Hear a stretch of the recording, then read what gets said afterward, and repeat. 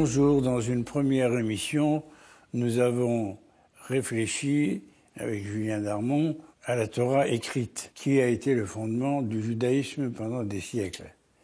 Et puis un jour, les choses ont changé, et on peut dire que le fondement du judaïsme, ce n'était pas la Torah écrite, bien qu'il y ait un grand respect de l'écrit, mais la Torah orale qui a été mise par écrit, c'est le paradoxe, dans le Talmud. Et d'ailleurs, il y a dans le Talmud une anecdote très célèbre à ce sujet-là, que j'aime beaucoup rapporter, parce que pour moi, c'est une des clés pour comprendre qu'est-ce qu'on veut dire quand on dit Torah orale et Torah écrite. C'est la fameuse histoire de ce non-juif qui veut se convertir au judaïsme et qui vient voir les deux grands maîtres de l'époque, Shammai puis Hillel. Et lui dit, moi, je suis un esprit critique, j'accepte l'autorité de la Torah écrite, mais la Torah orale, je ne veux pas en entendre parler. Tout ça, c'est des inventions humaines. Alors Shammai, qui lui n'est pas un homme de compromis, dit, écoute, t'es bien gentil, mais en réalité, ce que tu recherches, ce n'est pas le judaïsme. C'est autre chose. Tu t'es fait ta religion dans ta tête, mais c'est pas ça le judaïsme. Donc, c'est pas la peine de venir me voir. Donc, ce bonhomme-là va voir Hillel, qui est connu pour être plus souple. Et Hillel lui dit, il n'y a aucun problème. Tu viens, mais pour connaître la Torah écrite, il faut savoir la lire. Pour savoir la lire, il faut connaître l'alphabet. Alors, on va commencer par apprendre l'alphabet. Alors, ça, c'est le Aleph, ça, c'est le Bet, ça, c'est le Gimel, ça, c'est le Dalet. Tu reviens demain et on continue.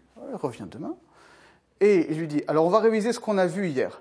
Ça, c'est le P, ça, c'est le Lamed, ça, c'est le Shin, ça, c'est le Vav. Il dit, mais c'est pas ce que tu m'as appris hier. Tu m'as dit que c'était Aleph, Bet, Gimel, Dalet. Il dit, mais tu vois, c'est ça la Torah orale. Si tu n'as pas quelqu'un pour t'expliquer juste comment se lisent ces lettres-là, c'est juste des taches d'encre sur du parchemin. Ça ne veut rien dire. Dès qu'on est dans la lecture réelle, dès qu'on essaie de faire sens à partir d'un texte écrit, on est déjà dans la Torah orale. Et à partir de là, en réalité, toute la Torah orale, même des lois qui ont l'air d'être très éloignées du texte de la Torah écrite, ne sont que des lectures attentives du texte. Et de fait, donc, s'est développée une tradition orale de lecture et d'interprétation du texte biblique au fil des siècles de manière nécessaire. Ce n'est pas une invention. Un jour, quelqu'un s'est dit « Ah tiens, on va interpréter autrement ». Parce qu'un texte, on est obligé de l'interpréter, parce que la lecture, c'est déjà une première interprétation. Et à partir de là, donc, c'est resté oral comme ça pendant très longtemps. Et chacun avait sa tradition, chacun avait un maître et chacun étudiait. Et Maïmonide nous dit, enfin le Talmud nous dit déjà, et Maïmonide le reprend, à un moment, il y a eu de telles divergences entre écoles que ça a failli être deux Torahs. C'est-à-dire qu'il a failli y avoir deux religions, deux judaïsmes différents avec deux traditions exégétiques. Et que c'est pour ça qu'on a décidé de mettre par écrit une sorte d'aide-mémoire de la Torah orale qui s'appelle la Mishnah, qui on va dire, le tronc commun, le minimum commun, comme on dit chez les EI, sur lequel tout le monde est à peu près d'accord. En réalité, la Mishnah elle-même ne fait qu'enregistrer des désaccords. Et c'est ça qui est très particulier. Les gens croient que la Mishnah est un code de loi, un manuel pratique, comme le code de la route, qu'est-ce qu'on doit faire à chaque étape. Ce qui est très particulier quand on étudie la Mishnah, c'est que c'est tout sauf pédagogique. C'est-à-dire, le traité Shabbat ne commence pas par une définition de ce que c'est Shabbat, ou même de la définition des 39 travaux interdits à Shabbat. Ça vient dans un chapitre bien ultérieur. Elle commence par un autre sujet. Et l'ordre est très étonnant parce qu'en réalité, c'est fait exprès pour que ce ne soit pas d'un accès facile. Pas parce qu'on veut empêcher les gens d'étudier, mais parce qu'on veut leur faire comprendre que justement ce n'est pas un texte écrit. Ce n'est pas un manuel où on peut commencer à la première page et finir à la deuxième page et dire j'ai compris. C'est un texte où il faut s'affronter aux difficultés parce qu'il ne fait sens que si on fait, nous, un propre effort de compréhension et d'assimilation. Donc c'est un texte qui engage la personne. Et cette Mishnah-là, avec sa structure si particulière, en 6 ordres, qui comporte une 60aine de traités, va être la base du Talmud, ou en fait des Talmuds. Aujourd'hui, on peut difficilement être juif en se contentant de la loi écrite. Il y a eu un mouvement dans le judaïsme, les Karaïtes, qui n'acceptaient que la loi écrite. Ce mouvement a fleuri un certain temps, mais il a disparu. Alors effectivement, il est apparu au IXe siècle, si je ne me trompe, dans le sillage d'un certain contexte intellectuel de l'islam sunnite, où des intellectuels juifs ont dit, mais voilà, tout ce Talmud, ce sont des inventions rabbiniques, ce sont des surajouts, et on va revenir au texte même. C'est ce qu'on appelle aujourd'hui du fondamentalisme. Alors, ça peut être un fondamentalisme sympathique, ça ne veut pas dire que c'est des extrémistes, mais c'est un fondamentaliste qui dit on va revenir aux fondamentaux. Et en réalité, on se rend compte que ça ne marche pas, parce que ces Karaïtes eux-mêmes, forcément, ont produit une interprétation du texte biblique, puisque si on lit le texte biblique, on donne une interprétation. Si on dit, par exemple, pour le mélange du lait et de la viande, non, eh bien, l'interdit n'est pas de cuire n'importe quelle viande dans n'importe quel lait, mais c'est uniquement la viande, comme le dit le verset apparemment explicitement, la viande du petit dans le lait de sa mère, c'est déjà une interprétation. La preuve, c'est que chez les Karaïtes eux-mêmes, il y a des divergences d'interprétation. Sur le lait viande, il y en a qui disent le seul interdit, c'est le petit de sa mère vraiment, et il y en a qui disent non, c'est n'importe quel veau dans le lait de n'importe quelle vache, et n'importe quel chevreau dans le lait de n'importe quelle chèvre. Donc il y a bien une divergence d'interprétation, donc il y a forcément de l'interprétation. Et donc le karaïsme, de facto, a produit sa propre tradition de lecture, qui est une tradition orale. Et c'est un mouvement qui a été très fort pendant de nombreux siècles, qui a fini par quasiment disparaître, parce que son fondement intellectuel finissait par se ramener au rabbinisme, et ils ont produit une autre tradition talmudique, mais qui est aussi une tradition talmudique. Aujourd'hui, dans les yeshivot, notamment en Israël, on étudie le Talmud. On étudie le Talmud. Alors le Talmud lui-même parle de comment est-ce qu'on doit étudier la Torah en général. Et il dit qu'il faut répartir son temps d'étude en 3 moments. L'étude de la Torah écrite, l'étude de ce que lui appelle la Mishnah, qui est en fait la loi telle qu'elle doit être, d'accord, par cœur, et l'étude de la Gemara, qui est l'analyse contradictoire de cette Mishnah.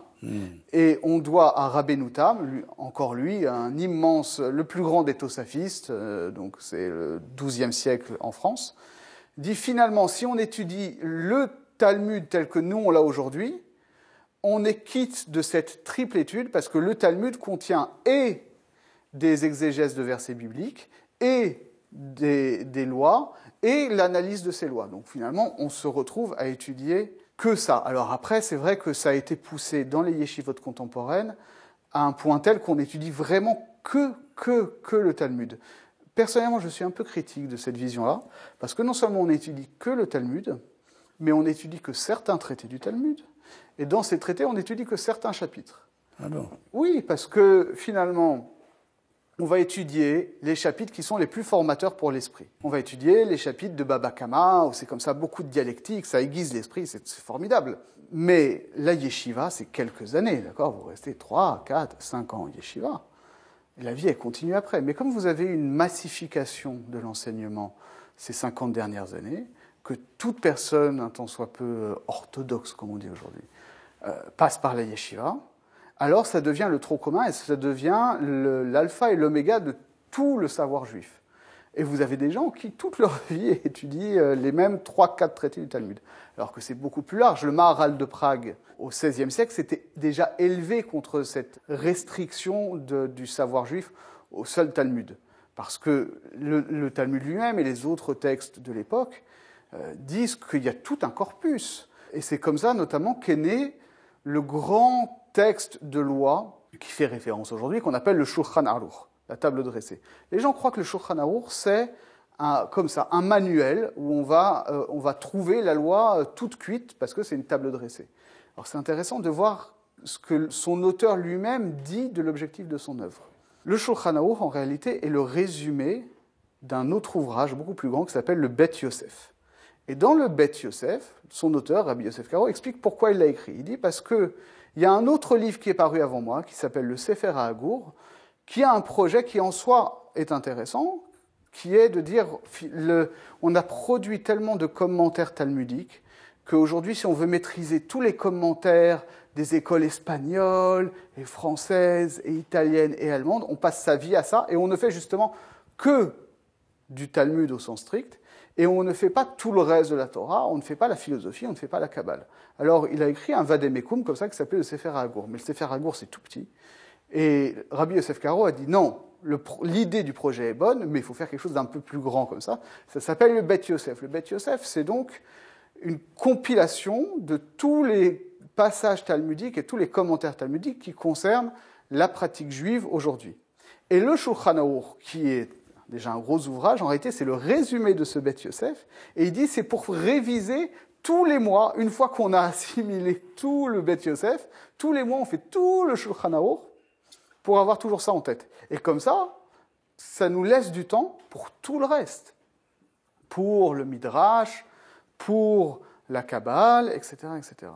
Et en réalité, même dans le Talmud, il y a donc on identifie deux types de passages talmudiques. On va dire les passages halachiques, qui concernent la loi, et les passages agadiques, qui sont un peu tout le reste. Qui sont parfois des anecdotes des rabbins, qui sont des exégèses de versets, qui sont des récits fantastiques, qui sont des descriptions du monde à venir, etc. Alors ça, c'est aussi un gros problème aujourd'hui dans les yeshivot, c'est qu'on a tendance à sauter ces passages-là, à passer très vite dessus, et à ne pas les analyser. Et donc ça encourage un certain fondamentalisme de la Haggadah, et face à ça, il y a deux attitudes que Maïmonide décrit très bien. Il dit il y a deux attitudes fondamentalistes face au passage haggadique fantastique du Talmud. Soit on prend ça au pied de la lettre, et en réalité on abaisse la dignité des maîtres du Talmud parce qu'on croit qu'ils se sont amusés à raconter des fables, et qu'ils croyaient à ces fables, et que nous on devrait croire à ces fables parce que c'est marqué dans le Talmud. Soit on a l'attitude inverse de dire bon, ce sont des fables, ce sont des histoires populaires, qui n'ont pas grand intérêt, et les maîtres du Talmud les ont mises parce que eux ça les intéressait, mais nous on est au-dessus de ça. Et Maïmonide dit non, c'est dans le Talmud, donc ça a une valeur, mais ça suppose d'être analysé de manière dialectique, avec le même pile-poule que les passages halachiques pour arriver à les décrypter. Et si on fait ce travail-là, on découvre des choses merveilleuses sur la structure des mondes spirituels, la structure de l'histoire, le comment de la manifestation divine, les secrets de la prophétie. C'est formidable, mais ça suppose un vrai travail et pas juste une lecture. Merci, cher ami, pour tous ces enseignements. C'est moi qui vous remercie.